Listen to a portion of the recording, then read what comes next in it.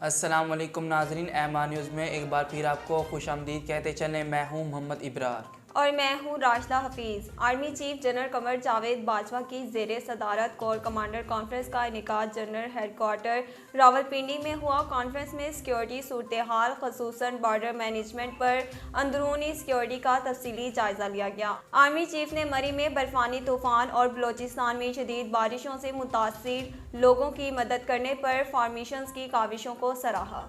Inter services public relations के मुताबिक conference के शुरा को ऑपरेशन रद्दुल फसाद पर पेशरफ्त और कामयाबियों के बारे में तफसील से आगाह किया गया।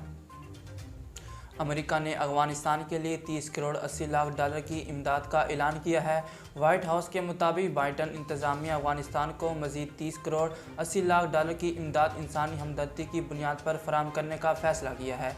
अफगानिस्तान के लिए अक्टूबर के बाद से अमेरिका की मजमूई इमदाद 78 करोड़ 20 लाख डॉलर हो जाएगी। अमेरिका इसके अलावा अफगानिस्तान को कोरोना वैक्सीन की इजाफी 10 लाख खुराकें भी फराहम करेगा।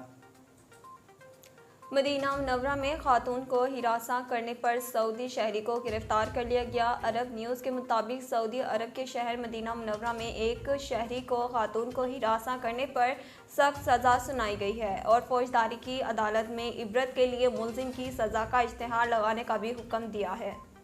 रिपोर्ट में बताया गया कि सऊदी अरब के मुकामी शहरी यासिर को 8 माह कैद के अलावा 5,000 रियाल जुर्माने की सज़ा भी सुनाई गई और साथ ही इस सज़ा की तशहीर का हुक्म भी दिया गया।